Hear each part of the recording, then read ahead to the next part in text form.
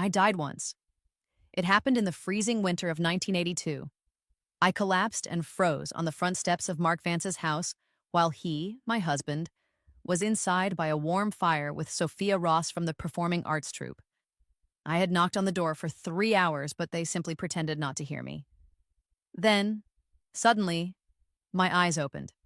I was standing in the military hospital, and it was an afternoon in the early winter of 1981, the very day I had first discovered the truth. My colleague David leaned toward me with a secretive air. "Clara, you'll never guess. Captain Vance came to the hospital yesterday and picked up the herbal soup you wanted me to give him." I tried to sound casual. "Oh, he took it. That's good." But a cold dread was already spreading through me. It had happened exactly like this in my previous life. David seemed hesitant to continue. "Actually," he said, lowering his voice, "I saw him take it over to the Performing Arts Building. It looked like it was for that new girl, Sophia Ross. I heard him mention his stomach had been bothering him lately." The medical record book in my hand slipped and fell to the floor with a loud slap. In my past life, this news had sent me into a blind rage. I'd rushed over to their rehearsal, yelling and demanding answers, only to be met by Mark's annoyance and Sophia's well-acted tears. I had screamed until security removed me from the compound, and from that day on, I was labeled as irrational and unstable. This time, I just smiled. "David, can you help me with one more thing?" I pulled a brand new thermal container from my desk drawer. "This is a fresh batch of herbal soup I just made. Can you take it to the troupe and tell them it's specially prepared for the captain?" David frowned. "Isn't this the same as the one from yesterday?" "It's different," I said, my tone meaningful. "This one has something special added." That special ingredient was bitter apricot kernels. In a small dose, they were good for soothing coughs. But on an empty stomach and in a large quantity, they would cause violent vomiting and diarrhea for an entire day. It wasn't life-threatening, but it was deeply humiliating. Sure enough, less than 2 hours later, the entire military compound was buzzing. Sophia Ross had suddenly doubled over during a rehearsal, clutching her stomach in agony. Then, in front of everyone, she began to throw up. Even more shocking was the sight of Captain Mark Vance, forgetting his public image completely, scooping her up into his arms and sprinting toward the hospital. His panicked expression was a public spectacle for all to see. I was in my office organizing prescriptions when the head nurse burst in. "Dr. Shaw, the captain just brought a young woman to the emergency room. He's asking for you specifically." I stood up calmly. "Oh, what's her condition?" "Vomiting and diarrhea. Her face is as pale as a sheet," the head nurse whispered. "She hasn't stopped crying, and the captain looks like he's about to lose his mind." When I walked into the emergency room, Mark was hovering over Sophia's bedside. The moment he saw me, he shot up from his chair. "Clara, please, you have to check on her. She started feeling sick right after she had the soup you made." Sophia lay on the bed, her makeup streaked with tears, looking utterly miserable. When she saw me, she weakly reached for Mark's hand. "Mark, I feel so awful." "The soup I made?" I raised my eyebrows. "Which batch are you referring to?" Mark looked stunned for a moment. "The one you had David bring over." "Oh, that one," I said, casually flipping open the patient's chart. "That batch was prepared for you, Captain, for your chronic digestive problems. You didn't give your prescribed medicinal soup to this young woman, did you?" The emergency room fell silent. The other nurses exchanged glances, and a few started to whisper among themselves. Mark's face darkened. "You did this on purpose." "Did what on purpose?" I asked coolly. "You took something meant for your specific medical needs and gave it to someone else. The herbs in that soup were strong, intended to treat your condition. Sophia here is in her early 20s. How could her system possibly handle it?" Sophia began to cry harder. "Mark, does Dr. Shaw have something against me?" I stepped closer to the bed. "Miss Ross, how many times have we even spoken? I'm a military doctor and you are an actress. What kind of grudge could I possibly have against you? Let me just remind you that Mark Vance is a married man. The way you call him Mark this and Mark that. Don't you think it's a little inappropriate?" Just as I finished speaking, the door to the emergency room swung open. It was Mrs. Gable, the wife of the base commander and my godmother. My, no wonder the hospital is so lively today, she said, her eyes scanning the room before landing on Mark. Well, Captain Vance, I see you're quite invested in this. All for a girl from the performing arts troupe. It seems you've forgotten all about a soldier's dignity. The moment my godmother entered, the atmosphere in the room turned ice cold. Mark instinctively let go of Sophia's hand, stood at attention, and saluted. Ma'am, please don't misunderstand. My godmother sneered. I'm just here to see my goddaughter. And while I'm at it, I thought I'd see which little vixen has our military district's youngest regiment commander so completely charmed. Sophia's face turned even paler. She tried to sit up. Ma'am, you're mistaken. There's nothing going on between me and Commander Vance. Lie down. My godmother waved her hand dismissively. So young and already so frail. If you can't even handle dancing, what use are you to the troop? I spoke up calmly. Miss Ross accidentally ingested a medicinal soup that wasn't meant for her. She'll be fine once the IV drip is finished. Accidentally? My godmother looked at Mark with a knowing expression. And how exactly did this soup end up with her? Sweat began to form on Mark's forehead. It was my fault. I took the wrong one by mistake. I flipped open the logbook on the nearby table. But David told me that when you came to the hospital yesterday, you specifically asked if that soup was prepared by me. You only took it after he confirmed it was. There was never a shortage of people eager for drama in the military compound. By now, the hallway outside the emergency room was filled with onlookers, all whispering and trying to get a better view. I continued. Also, as I recall, Captain, you have chronic stomach problems that require a very strict diet. This herbal soup was prepared for your specific medical history. It had warming ingredients. Miss Ross, on the other hand, has a naturally warm constitution. Of course, a soup like that would cause problems for her. My godmother picked up where I left off. So what you're saying is Commander Vance knowingly gave medicine meant for his own illness to a young girl from the troop? Gasps and murmurs spread through the crowd in the hallway. No wonder we've seen the captain going to the performing arts building so often lately. Dr. Shaw makes those special soups for him every day, and he gives them to someone else. Shh, keep your voice down. Mark's face cycled through shades of pale and red. Clara, let's go home. We can talk about this later. Home? I gave a cold laugh. Commander Vance, do you even remember that we have a home? How many times have you actually been home this past month? And every time you came back smelling of cheap perfume from the rehearsal hall, I told you I was making those soups for your health, to help your stomach, but you said the cafeteria food was fine. You wouldn't eat what I made, but you were happy to give it to another woman. Tell me, Mark Vance, what do you take me for? My voice wasn't loud, but every word was sharp and clear. Everyone in the room heard me. Sophia could no longer keep up her act. Tears welled in her eyes as she looked at Mark with a pitiful expression. Mark, I'm so sorry. This is all my fault. I shouldn't have had my sister-in-law's soup. I smiled. Miss Ross, I'm the military wife here. Why do you insist on calling him Mark so affectionately? There are clear rules in the military. Superiors and subordinates must maintain a professional distance. You're a performer calling a commander by his first name. Aren't you afraid it will damage his future? That struck a nerve. In the military, matters of conduct and discipline were taken very seriously. For someone like Mark, young and with a promising career, a scandal like this could be ruinous. His expression finally changed. Enough, Clara. Stop being so unreasonable. Unreasonable? My godmother stepped forward. Mark Vance, why don't you tell us who is really being unreasonable here? Clara is the youngest attending physician at this hospital, an exceptional talent. I've watched her grow up. She gave up a promising future in the capital to follow you to this remote base. She's been here for 3 years. For what exactly? And how have you treated her in return? Mark had no answer. He just stood there in silence. I took a deep breath. Godmother, there's no need to say anymore. His heart isn't here with me anymore. There's no point in trying to hold on to someone who is already gone.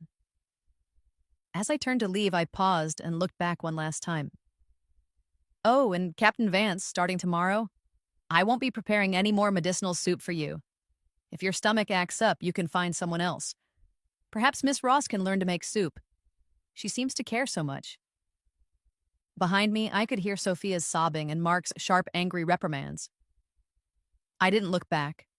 In my previous life, I'd lost everything on this very spot. My dignity and the respect of my peers. Not this time. This time, I would make sure everyone saw who had truly been wronged. After leaving the hospital, I went straight to the residential compound where we lived. Mark's mother, Eleanor Vance, was sitting in the courtyard enjoying the afternoon sun. The moment she saw me, her face lit up. "Clara, you're back. Why are you home so early?" In my past life, when I needed her support the most, this woman had sided with Sophia Ross. She had called me immature and told me I didn't understand the pressures a man faced. "I came back to pack my things," I said calmly. Eleanor froze. "Pack? Pack what things?" I didn't answer her. I walked straight into the house. 3 years as a military wife hadn't left me with much. I had a few changes of clothes, some medical books, and our wedding photos. I took the pictures down from the wall, one by one, tore them into pieces, and threw them into the trash bin. Eleanor followed me inside, shocked by the scene. "Clara, what are you doing? Did you and Mark have a fight?" "No fight," I said as I continued to pack my suitcase. "I've just finally seen things clearly." "What could be so serious?" she asked, grabbing my arm. "If something is wrong, you should talk to us. Mark has been so busy with work lately. You need to be more understanding." I stopped what I was doing and looked at her. "Your son took the herbal soup I spent hours preparing for his health and gave it to an actress. Then he carried her to the hospital in his arms in front of the entire compound. Tell me, how exactly should I be more understanding of that?" Eleanor's face changed. "What nonsense are you talking about? Mark would never do something like that." "Would he?" I replied flatly. "Why don't you go ask around the compound? Or better yet, ask the commander's wife. She was at the hospital and saw the whole thing." At the mention of Mrs. Gable, Eleanor's confidence faltered. In the strict hierarchy of the military base, the commander's wife's word was as good as law. Just then, we heard hurried footsteps outside. Mark stormed in. The moment he saw me packing, he rushed over and grabbed my wrist. "Clara, stop this!" "Let go!" I said coldly, staring him straight in the eye. "I won't," Mark said, his eyes red. "Please, just listen to me. Sophia was feeling unwell. I just felt bad for her." I laughed, a humorless sound. "And what about me? Don't I deserve any sympathy? I am the only daughter of a well-respected medical family. I gave up a career at a major hospital in the capital to follow you to this remote place. For 3 years I have worked hard, cooked for you, washed your clothes, and made treatments for your health. In return, you take my care and hand it to another woman." "Mark Vance, do you have a conscience?" Eleanor quickly jumped in to defend him. "Clara, Mark meant well. That girl's health isn't good." "If she's sick, she should go to the hospital," I snapped back. "Not flirt with another woman's husband." "Watch your mouth," Eleanor shook with anger. "How can you say something like that?" I turned to her. "If you think Sophia Ross is such a wonderful girl, why don't you make her your daughter-in-law? Your son certainly seems to like her enough." Eleanor was trembling with rage. "You've gone too far." Mark gripped my hand even tighter. "Clara, I admit I made a mistake this time, but I swear nothing happened between us. Please believe me." "Believe you?" I let out another cold laugh. "Do you even believe yourself? Tell me, how many times have you visited the performing arts troupe this month? How long did you stay each time? When she calls you Mark, have you ever corrected her? Did you walk her back to her dorm, buy her late-night snacks, and practice dances with her until midnight? Do I need to list everything, one by one?" Mark's face turned deathly pale. He never expected me to know so much. In my previous life, I had only found out about these things when it was far too late, when all I could do was cry and scream. "Mark, is all of this true?" Eleanor looked at her son, stunned. Mark lowered his head. "Mom, that's enough." I yanked my wrist free from his grasp. "Let's get a divorce." The words hung in the air like a bomb. Both he and Eleanor were stunned into silence. "Divorce? No, absolutely not." Eleanor was the first to react. "Clara, don't be impulsive. Divorce is a serious matter for a woman. Once word gets out, your reputation will be ruined." I scoffed. My husband is carrying on with another woman, and you're worried about my reputation? Mark finally started to panic. Clara, don't talk about divorce. I swear I won't go to the performing arts troupe again. I won't see her anymore, okay? It's too late, I said, picking up the small bag I had packed. Some things, once they're broken, can't be fixed. I walked out of the Vance house with my luggage. Standing right in my path was Sophia Ross, holding a lunchbox. She had changed into fresh clothes and put on delicate makeup. The lunchbox in her hands was still steaming. She smiled sweetly at me. Sister-in-law, I brought lunch for Mark. He didn't eat anything at noon, and I was worried about his stomach. In my past life, she had shown up just like this, always at my lowest moments, with that innocent face saying the most hurtful things under the guise of kindness. I looked her up and down. Miss Ross, you've recovered quickly. This morning you were vomiting, and by the afternoon you're already cooking. She looked startled, then forced a smile. I'm feeling much better now, thank you. I leaned in slightly. Do you know what the military district just announced? She blinked, confused. No, what? I smiled. The commander's wife just spoke at the political department. She said there has been some inappropriate conduct lately, with certain performers not following discipline and flirting with married officers. Leadership has decided to conduct an investigation. Anyone found guilty will be expelled immediately. Of course, I had made that up, but Sophia didn't know that. Her face went pale in an instant. Is that true?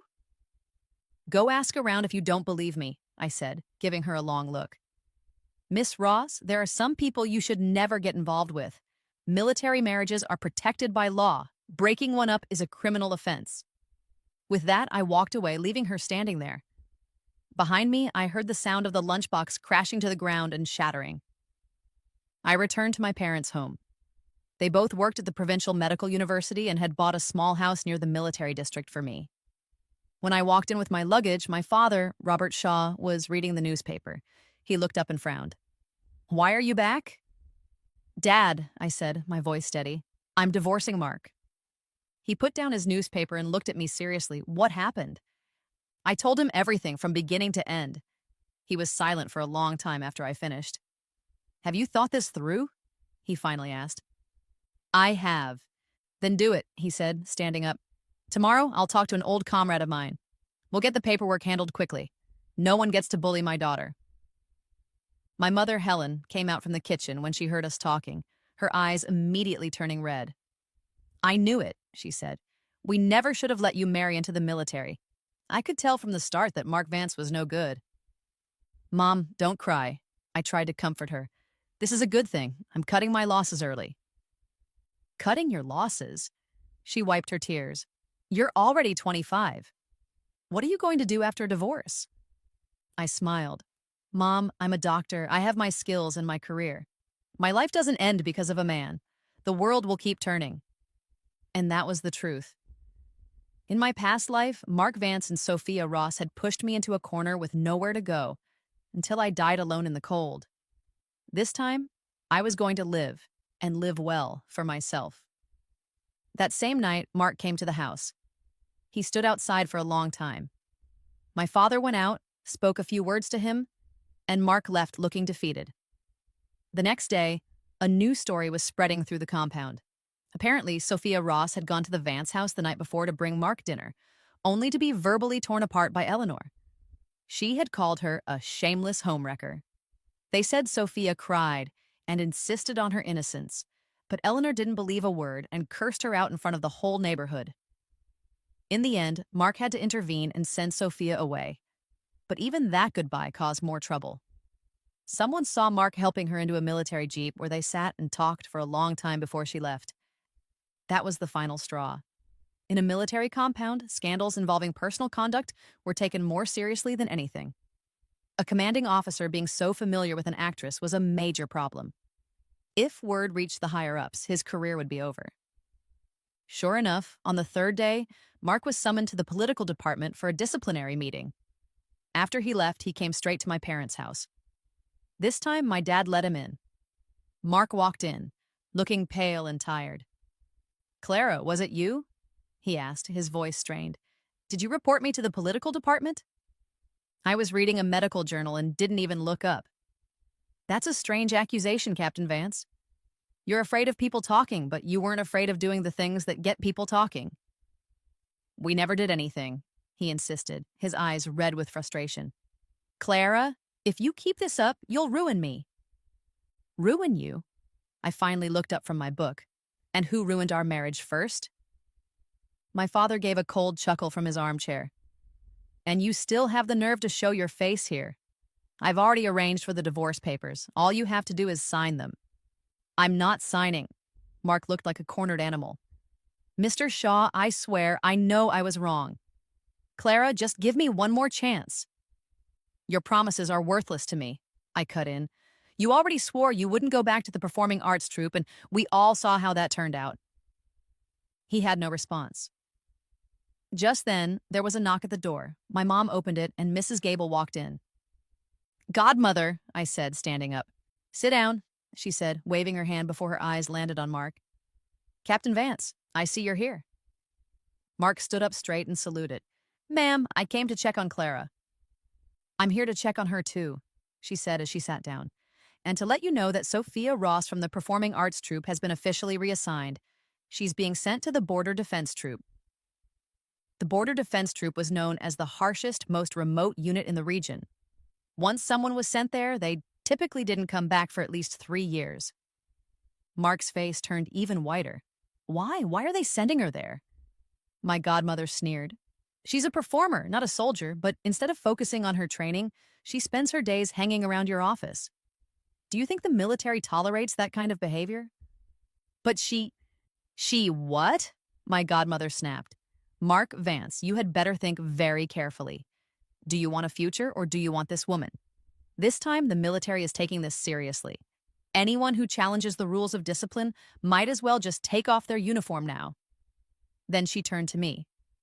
Clara, the organization has also made a decision. If you are willing, you can be transferred to the provincial military hospital. The facilities are much better, and it will be easier for you to continue your studies. My eyes lit up. Really? Of course, your skills are well known. They've been wanting to recruit you for a while. I'm willing, I said without a moment's hesitation. Mark's panic was plain on his face. Clara, you can't leave. We aren't even divorced yet. You're still my wife. Not for long, my dad said, pulling a document from the coffee table. Here is the divorce agreement. Just sign it and we can all move on. Mark didn't even look at it. I'm not signing, not even if I die. Fine, said my godmother as she stood up. Then Clara will be transferred as a military spouse. Once she is in the provincial capital and you're stuck here, you'll be officially separated for 3 years. She can file for divorce at any time then, and no one will be able to stop her. Mark, I'm telling you for your own good. Don't push this any further, she said coldly. If this gets any bigger, it won't end well for anyone. Mark slumped to the floor, defeated. He knew that this time it was really over. It wasn't just his marriage, but also the bright military future he had always been so proud of. Just then, a frantic knock came at the door. Captain Vance! Captain Vance! Something has happened. It was Mark's adjutant. My mom opened the door, and the young man burst in, panting. Captain, it's Sophia Ross. She tried to slit her wrists. The news spread through the compound like wildfire. Word was that she had done it because she couldn't handle being transferred to the border. In a moment of desperation, she had cut her wrists in her dorm room. Luckily, her roommate found her in time and she was saved after being rushed to the hospital. Mark didn't even think. He bolted toward the door. Stop right there, my father's voice boomed. Mark Vance, if you walk out that door now, don't blame me for what happens next. Mark froze. He turned and looked at me, his eyes full of desperation. Clara, if something happens to her. What happens to her has nothing to do with me, I said coldly. She is an adult. She has to take responsibility for her own choices. But, no buts. My godmother stood up.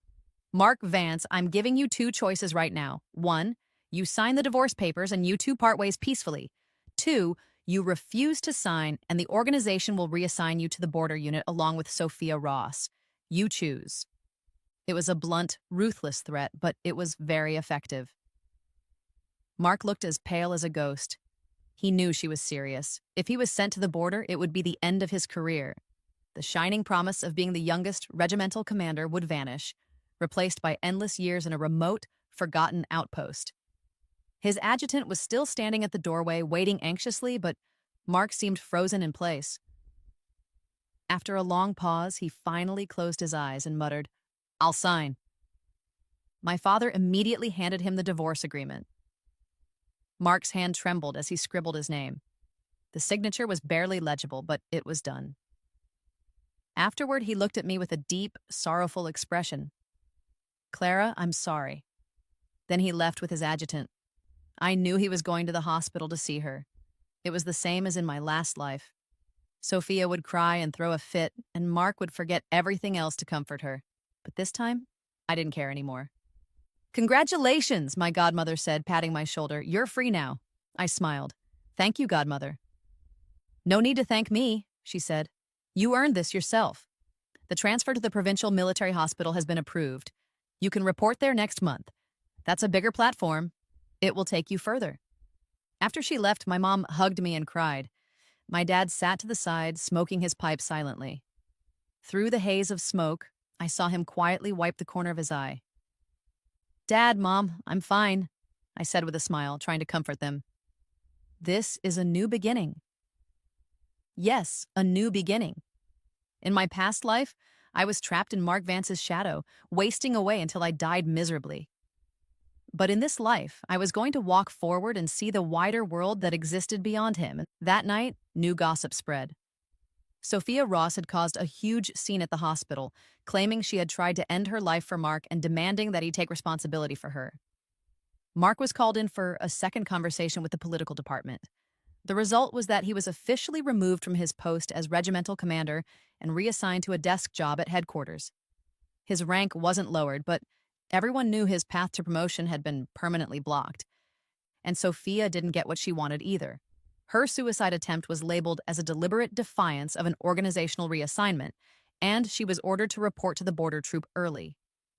When Eleanor heard that her son had been removed from his position, she fainted. When she came to, the first thing she did was storm over to our house screaming, "Clara Shaw, you wicked woman, you ruined my son." She barged in, her hair a mess and her face contorted with rage. But I stepped forward and blocked her path. "Mrs. Vance, please show some respect," my father said, following behind me. "It was your son who wronged Clara first." "Wronged her?" Eleanor shouted, her eyes red. "They didn't do anything. It was just a batch of herbal soup. Does that justify destroying his entire career?" "Just a batch of soup?" I scoffed. "Aunt Eleanor, you really go to great lengths to defend your son. Do you know that he was staying out late every night with another woman? Do you know that he bought things for her, drove her back to her dorm, and held her in his car? You don't know any of that. All you care about is your son. What about me? Was I supposed to just accept his betrayal and suffer in silence?" Eleanor had no response.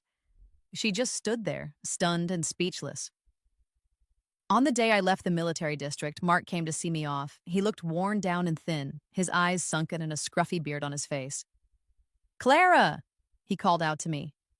I stopped but didn't turn around. "I'm sorry," he said, his voice low and hoarse. "I know it's too late to say anything, but I truly regret everything." I finally turned to face him. "Mark, what is it that you regret? Losing me or losing your future?" He couldn't answer. "I heard Sophia left," I said. He nodded. "Before she was sent to the border, she came to see me. She said she really liked me," he said with a bitter smile. "But I realize now that I was only drawn to her for a moment. It wasn't real." "So what?" I looked him in the eye. "Some mistakes can't be undone, Mark. When you make them, you have to pay the price." His eyes turned red. "Is there really no chance for us?" "None." My answer was firm. In my past life, I had given him countless chances, and all I got in return was him and Sophia together while I froze to death in a blizzard. This life, I would not make the same mistake. The train slowly pulled away from the station. I sat by the window watching Mark's figure grow smaller and smaller on the platform. He just stood there, motionless like a statue. I turned away, opened the medical journal in my lap, and focused on the future. The provincial military hospital and a new life were waiting for me. When I arrived in the provincial capital, I moved into the dormitory the hospital had arranged for me. My new colleagues were welcoming, and they were impressed when they heard I had been the youngest attending physician at my previous post. The department head, Dr. Evans, was a sharp, no-nonsense woman in her 50s. "Dr. Shaw," she said to me one morning, "I hear you're quite skilled in medicinal nutrition." "Yes," I nodded. "I've learned some traditional family recipes." "Excellent," her eyes lit up. "We're currently working on a wellness project for the military, and we need someone with your exact skills." Just like that, I threw myself into my new work. During the day, I saw patients and did my rounds. At night, I studied herbal formulas and developed new prescriptions. My life was full and busy. Sometimes my past would cross my mind, but I was mostly looking forward to the future. A month later, I received a letter from my old colleague, David. He wrote that Mark was not doing well. Since being reassigned to a desk job, he had changed. He spent most of his free time drinking. Eleanor had been asking everyone she knew for help, trying to get her son's old position back, but no one was willing to get involved. As for Sophia Sanders, David wrote that life at the border was harsh. There was no applause or flowers, just wind, sand, and loneliness. She had written letters to Mark, but he hadn't replied to a single one. I folded the letter and put it away. It didn't stir any emotion in me. That was all in the past. "Dr. Shaw," the department head called from the hallway. A nurse pushed the door open. "Doctor, they need you." "I'm coming," I answered, already on my feet. I went to the department head's office. When I opened the door, there was a young male military officer inside with Dr. Evans.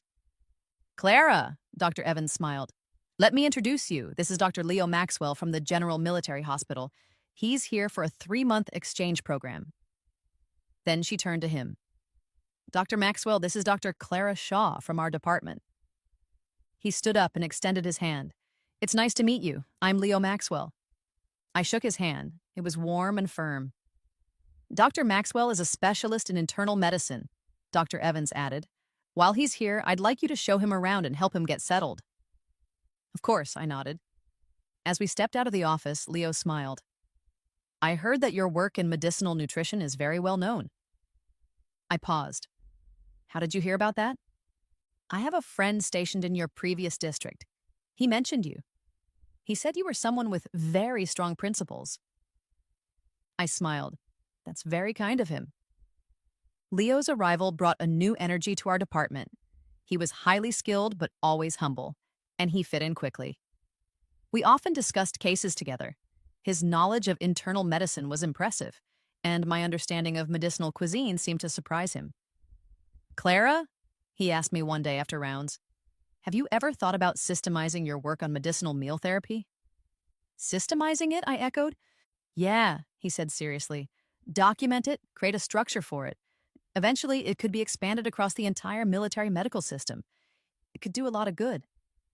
His words sparked something in me, but that would require a lot of clinical data. "I can help with that," he said with a smile. "The General Hospital has the resources, and you have the expertise. We'd make a great team." And just like that, we started working together. By day, we handled our regular hospital duties. By night, we compiled notes, ran experiments, and logged data. Some nights, we worked so late that he would make noodles for us in the small staff kitchen. "You're an internal medicine specialist who can cook?" I teased him. He laughed sheepishly. "When you live alone for a long time, you have to learn to take care of yourself." I later learned that he was 32 and still single, not for a lack of interest from others, but because he had dedicated all of his time to medicine. "What about you?" he asked one evening as we were working. "I heard you're divorced." My pen paused. "Yes. I'm sorry, I shouldn't have asked." "It's okay," I said calmly. "It's in the past." He was quiet for a moment. "That man must really regret losing you." I looked up. He was already looking at me, his gaze soft and focused. I looked away. "Whether he regrets it or not is his business. It has nothing to do with me." Time passed quickly. Before I knew it, Leo's 3-month exchange was coming to an end. The day before he was scheduled to return to the General Hospital, we finished our first research report, Preliminary Military Wellness Through Medicinal Nutrition, authored by Clara Shaw and Leo Maxwell. He read the title aloud. Clara, this is just the beginning. The beginning of what? I asked. He looked at me with a deep, serious expression. The beginning of many things. The next day, when I went with him to the train station, he slipped an envelope into my hand. What's this? I asked. Open it when you get back. As the train pulled away, I waved goodbye, but my chest felt empty, as if something important had just been taken away. Back in my dorm room, I opened the envelope. Inside was a letter and a photograph. The photo was of the two of us in the lab. I was focused on a microscope, and he was standing beside me, looking at me with a gentle smile. The letter had only one line. Clara, wait for me. I pinned the photo to the board above my desk, and for the first time in a long, long time, a strange, new feeling stirred inside me. So this is what it feels like to start to fall for someone. 2 months later, Leo came back. But this time, it wasn't for an exchange. It was a permanent transfer to our hospital. Why? I asked, surprised. Isn't the General Hospital a better platform for your career? He smiled and looked directly at me. What's the point of a better platform if it doesn't have you on it? My cheeks flushed. Dr. Evans, who was standing nearby, chuckled. Leo, it looks like your interest isn't just professional. Leo admitted it without hesitation. You have sharp eyes, Director. From that day on, he began to openly court me. He brought me flowers, drove me to and from work, and we ate our meals together and continued our research. His way of pursuing me was gentle and unhurried, like a soft spring rain that quietly nourishes the ground. Just when my life seemed to be falling perfectly into place, Mark showed up again. That night, I was on the late shift. He stumbled into the duty room, drunk and reeking of alcohol. Clara, he slurred, leaning against the doorframe. Clara, I frowned. Why are you here? I came to see you. He staggered toward me. Clara, I miss you so much. You're drunk, I said, reaching for the call button on the desk. I'll have someone from security take you back. No. He suddenly grabbed my hand. Clara, I was wrong. I really was. Please forgive me. Let's get back together. I yanked my hand away. Mark, we are already divorced. So what? We can remarry, he said, his eyes red. Clara, I've spent the last 6 months in regret. Without you, I'm just a walking corpse. That's your problem, I said coldly. Just then, the door opened. It was the duty nurse with Leo standing right behind her. He stepped into the room, took one look at the scene, and his brow furrowed. Do you need some help? Mark squinted at him, clearly intoxicated. Who are you? I'm Leo Maxwell, Clara's colleague, he said calmly, stepping between us without a moment's hesitation. Sir, I'm going to have to ask you to leave. Mark scoffed. Colleague? Does it look like you're just a colleague to me? Whether we are or not is none of your business, Leo replied evenly. Security is on their way. I suggest you leave on your own. Mark opened his mouth to argue again, but 2 security guards arrived just in time. Please escort this man out, Leo instructed. As the guards hauled him away, Mark shouted back, Clara, I won't give up on you. Once he was gone, Leo turned to me. Are you okay? I'm fine, I said, shaking my head. Thanks. No need to thank me, he said gently. But if anything like this happens again, please tell me immediately. His words were warm and reassuring. Okay, I said. The next day, Mark came back, sober this time. He was dressed in a suit and holding a bouquet of roses. Clara, he said earnestly, I'm sorry about last night. I really do want us to get back together. Mark, that's enough, I said, feeling exhausted. We're over. Why won't you give me a second chance? He asked, his voice full of emotion. Is it because of Leo Maxwell? This has nothing to do with Leo, I replied firmly. Even if he didn't exist, I still wouldn't get back together with you. Mark, we are adults, and adults have to be responsible for their choices. You chose dishonesty and betrayal, and now you are dealing with the consequences. I am not a saint. I will not repay betrayal with kindness. Still unwilling to give up, he said, Clara, I can wait. I'll wait until the day you forgive me. Then wait, I said, turning and walking away. Mark's pestering continued for a month. He brought flowers, sent letters, and waited outside the hospital. He even went to my parents' house to plead with them. My father threw him out. Get lost, he told him. My daughter has nothing more to do with you. My mother's expression was like ice. Mark, a person needs to have some self-respect. Think about how you treated Clara before. You have a lot of nerve showing your face here now. Not giving up, he went to find Leo. Dr. Maxwell, he said, I know you have feelings for Clara, but she and I have 3 years of history together. Don't you think you're being the third wheel here? Leo just smiled. Mr. Vance, a third party is someone who interferes in an existing relationship. You two are already divorced. There is no such thing as a third party anymore. He paused, then added, and from what I understand, the real third party in your marriage wasn't me. Mark's face turned grim. That was all a misunderstanding. A misunderstanding? Leo's smile faded. Captain Vance, a real man, owns up to what he has done. You made your choices. You should take responsibility for them, not make excuses. Clara is a wonderful woman. If you didn't cherish her, it's only natural that someone else will. Mark finally stopped, not because he was convinced, but because he had been assigned to a mission and was leaving for 6 months. Right before he left, he came to see me one last time. Clara, he said, with new resolve in his eyes, wait for me. When I return, I will prove myself to you. I said nothing. In my heart, I knew that some things, once missed, are missed forever. After he left, my relationship with Leo grew deeper and steadier. We completed our second research paper together and presented it at a national military medical conference, where it was met with wide acclaim. Congratulations, Dr. Shaw, Leo said afterward, handing me a bouquet of lilies. Your dream has come true. It's our dream, I corrected him. His eyes sparkled. Our. I like the sound of that. I nodded. Yeah, ours. That evening, the moonlight was beautiful. We took a walk in the small garden behind the hospital. Leo stopped suddenly and turned to me. Clara, he said seriously, will you be my girlfriend?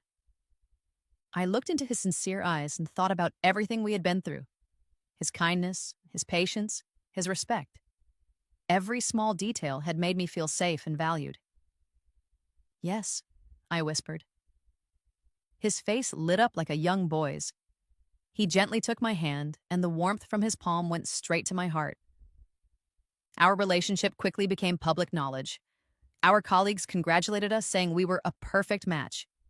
When my parents found out, they came all the way to the city just to meet Leo. Over dinner, my father asked him seriously, Leo, are you serious about my daughter? Yes, sir, Leo replied without hesitation. I want to marry Clara and build a home with her. My mother nodded with satisfaction. He's a good man, Clara. Don't let him go. I blushed and nodded. 6 months passed in a flash. Mark returned. He was tanner and thinner, but he seemed mentally stronger. Clara, I've been awarded a second-class merit, he told me, his eyes gleaming. My record has been cleared. Congratulations, I said calmly. He took a deep breath. I've spent 6 months proving myself. Can I have another chance now? I looked him straight in the eyes and said clearly, Mark, I have a boyfriend now. His face turned pale. Is it Leo? It is. Clara, I cut him off. I wish you all the best, Mark. I hope you find someone who is right for you. I turned and walked away. Behind me, I heard him call out, Clara, are you happy? I paused, turned around, and smiled. Very happy. Yes, I am. Leo has given me everything I ever wanted: respect, understanding, companionship, and love. A month later, Leo proposed to me. It was on the hospital rooftop at sunset. He got down on one knee and took out a ring.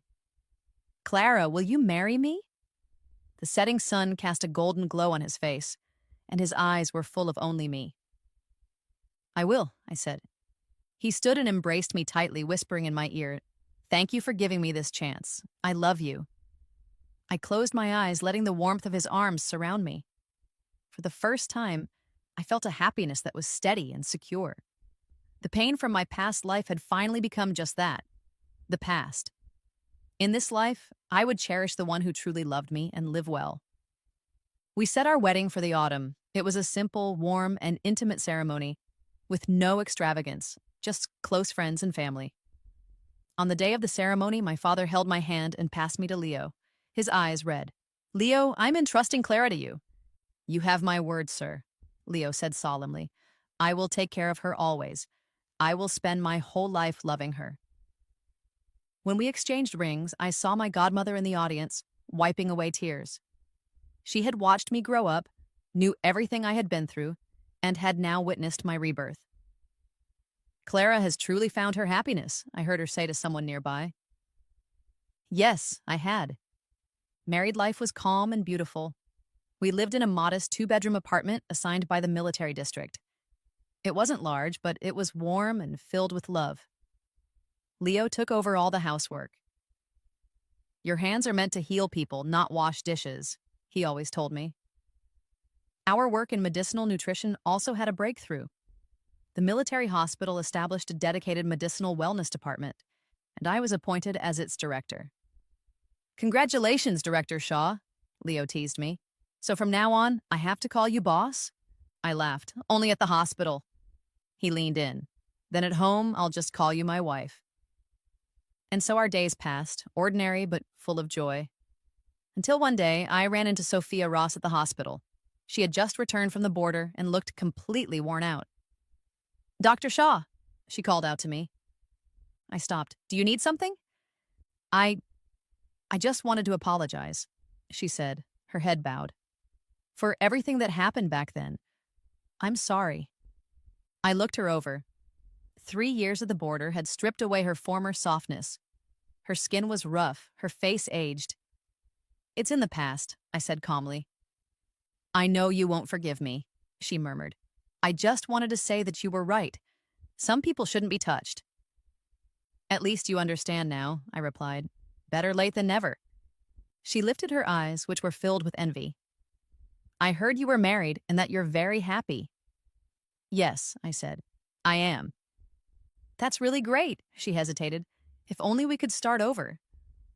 "There are no what-ifs in life," I cut her off. "Look ahead, Sophia." As I walked away, I turned for one last glance. She stood there, small and frail, looking somewhat pitiful, but I didn't feel sympathy. Everyone has to pay for their choices. That night, I told Leo what happened. He wrapped his arms around me. "Are you upset?" I shook my head. "No, just reflective." "About what?" I paused for a moment, then said, "About how unpredictable life is and how lucky I am to have met you." He smiled and kissed my forehead. "Meeting you was the greatest blessing of my life." Time flew by, and soon it was the spring of 1985. One morning, while heading to work at the hospital, I suddenly felt lightheaded. Leo caught me, alarmed. "What's wrong? Are you feeling sick?" "I'm fine, probably just didn't sleep well," I reassured him. Still worried, he insisted on taking me for a checkup. When the results came back, the doctor smiled. "You're pregnant. Congratulations, you're 6 weeks along." "Pregnant? Really?" Leo's hands trembled with excitement. "Yes," the doctor nodded. "Congratulations to you both." As we left the exam room, Leo held on to me like I was made of glass. "Don't be so nervous," I chuckled. "I'm pregnant, not dying." "How can I not be nervous?" he said, completely serious. "From today on, you're not lifting a finger. You just rest and take care of our baby." The news spread quickly. My parents were overjoyed and rushed over the very next day. My godmother sent over nourishing supplements. My colleagues all came to congratulate me, teasing that I was blessed with a double joy, since our research project had just won first prize in the military district's Scientific Advancement Awards. I gently placed a hand over my still flat belly, feeling completely content. In my previous life, I had died at my most hopeless point. But in this life, I had a husband who truly loved me, and soon I would have a child of my own. Thank you, Heaven, for giving me a second chance. My pregnancy went smoothly. Leo was more nervous than I was, buying stacks of parenting books and reading to our baby every night. Our days passed in sweet anticipation, until one day I received an unexpected phone call. "Is this Dr. Shaw?" a voice asked. "This is the 3rd Military Hospital. We have a patient named Mark Vance in critical condition. He said, he said only you can save him." I froze. Leo took the phone from my hand. After getting the details, his face turned solemn. "It's a sudden heart attack," he told me, "brought on by chronic myocarditis from years of heavy drinking and exhaustion." He looked at me. "Do you want to go?" I was quiet for a long moment. "Let's go see him." When we arrived at the hospital, Mark was lying on the bed, as pale as a sheet. When he saw me, he managed a weak smile. "Clara, you came. What happened to you?" I asked, frowning. His doctor explained, "Long-term alcoholism led to myocarditis. He overworked himself, and it triggered heart failure." I looked at him, a mixture of anger and frustration bubbling up inside me. "Mark, how did you let yourself get like this?" He gave a bitter smile. "Without you, it didn't really matter how I lived." "Mark," I said, exasperated, "you're destroying yourself." He looked into my eyes, his gaze calm now. "Clara, seeing that you're doing well, that's enough for me." "Don't talk," I said gently. "Just focus on getting better." He shook his head. "I probably won't make it."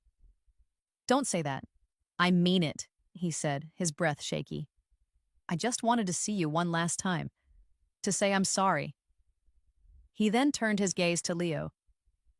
"Dr. Maxwell, please take good care of her.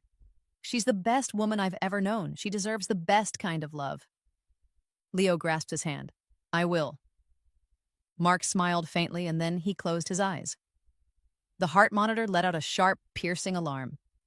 Doctors and nurses rushed in to try and resuscitate him, and I was escorted out of the room. I leaned against Leo's chest, and tears streamed silently down my face, not because I still loved him, but because a piece of my youth, a painful chapter of my life, had just passed away with him. In the end, Mark didn't make it. At the funeral, his mother, Eleanor, wept as if her heart was broken. In just one night, she seemed to have aged 10 years. "It's my fault," she sobbed, clutching my hand. "Clara, it's all my fault." "It's all in the past, Eleanor," I said softly. "Please, take care of yourself." Many of Mark's old comrades came to the funeral. Though his career had faltered, they still remembered him fondly. "What a pity," someone said. "He could have had such a promising future." Nathan and I stood quietly at the edge of the crowd and bowed our heads in silence. On the way home, Nathan asked me, "Do you regret it?" "Regret what?" "If you had forgiven him back then." "There's no what if," I interrupted. "Leo, I don't regret anything.